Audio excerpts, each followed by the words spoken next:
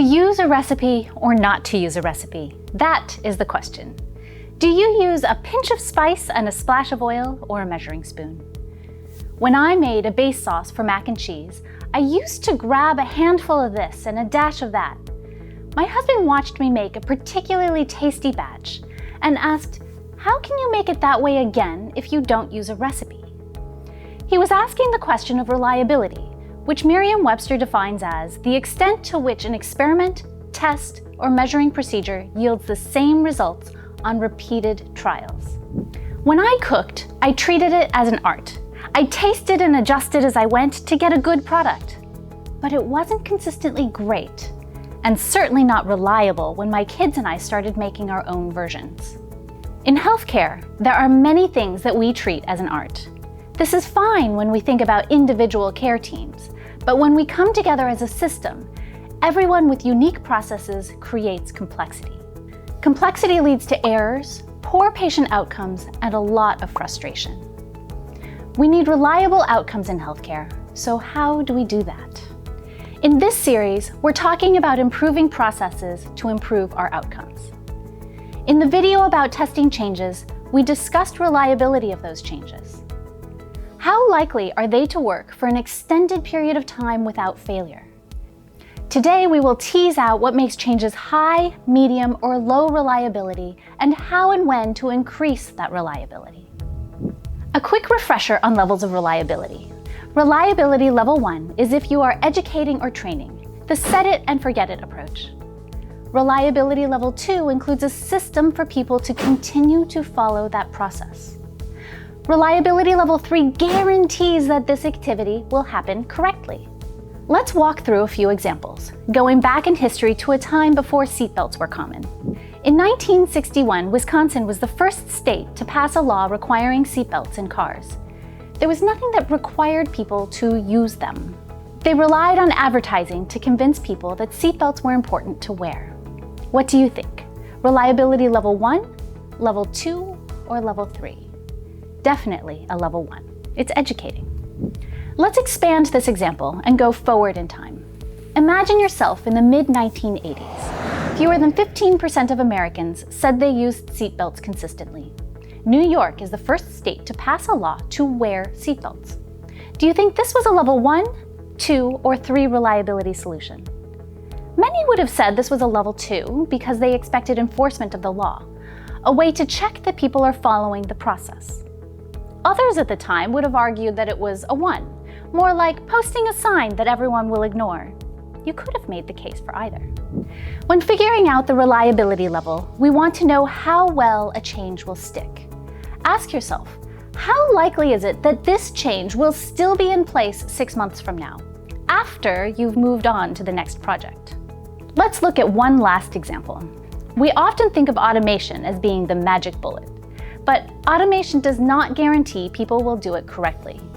In the early 1990s, there was an interesting solution to make people put on their seatbelts. When you closed the front car door, the cross-section of the seatbelt automatically closed in over you. You would then need to manually buckle the lap belt. I had one of these buckles. Not only did it not guarantee that the full seatbelt would be engaged, it stopped at the level of my face, and it wasn't very comfortable.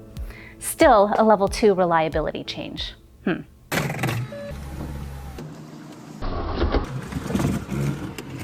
Does this annoyance remind you of pop-up messages in electronic medical records? So, what's wrong with a low-level reliability? Maybe nothing. Making my mac and cheese without a recipe worked well for me for a long time. The consistency of my process didn't matter. But once my kids and I were all cooking, we needed a consistent process.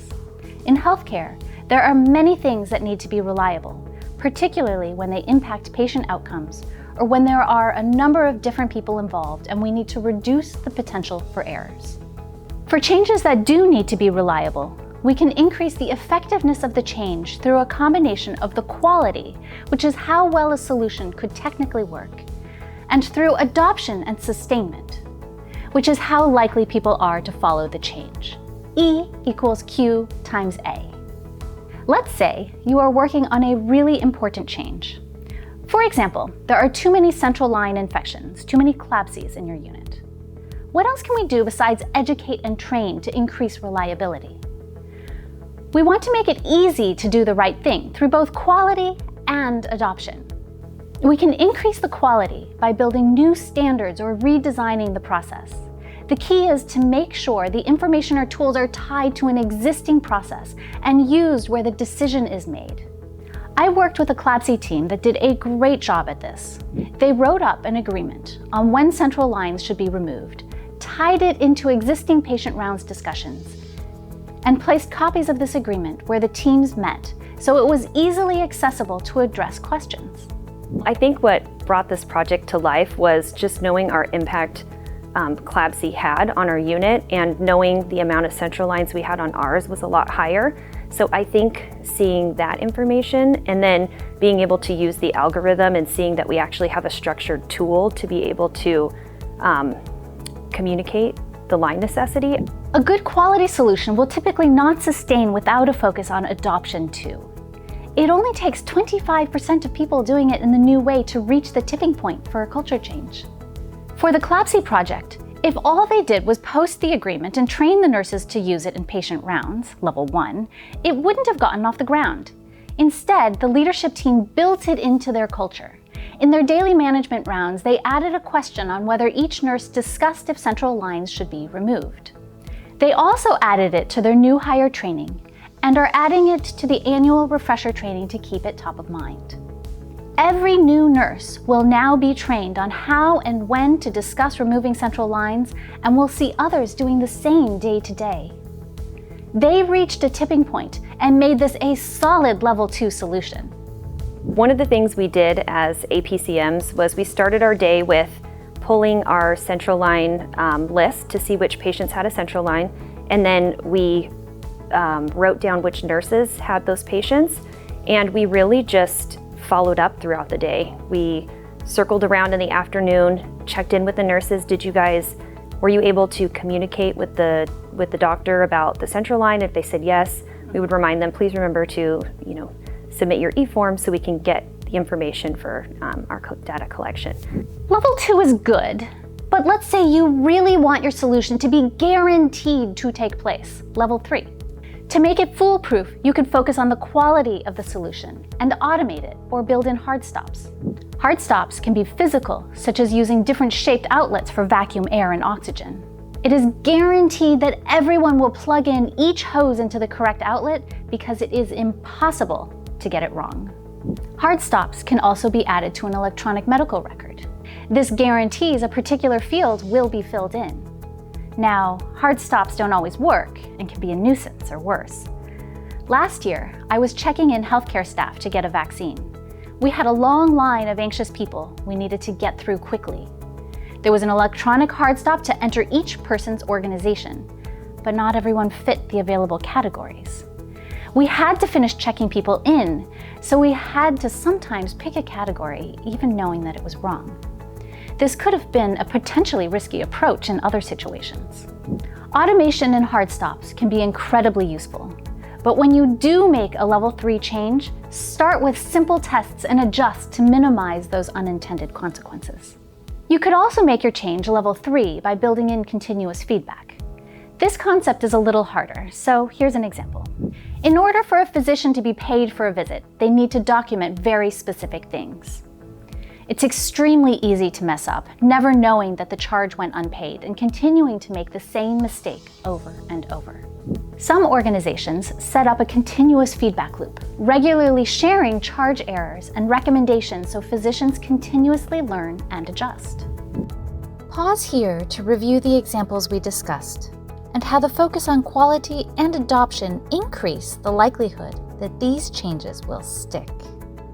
In summary, as you think about reliability of your improvement, ask yourself, how likely will this process be in place 6 months from now? Create reliability around those processes that are most critical to the delivery of your service. And as you develop your tests of change, ask yourself how to make it easy to do the right thing, combining technical quality and adoption. For changes to stick, I think that having a team, whether it be leadership or other people around that are, working towards this goal, somehow include it to make it part of their everyday practice. Making mac and cheese used to be an art for my family. Then we built in reliability for only the most critical aspects. The flour, butter, and milk ratio has to be right. But we can play with the spices. Then we taste, agree on, and record changes. Now we have a solid level 2 change with built-in feedback, so we have a consistently great product.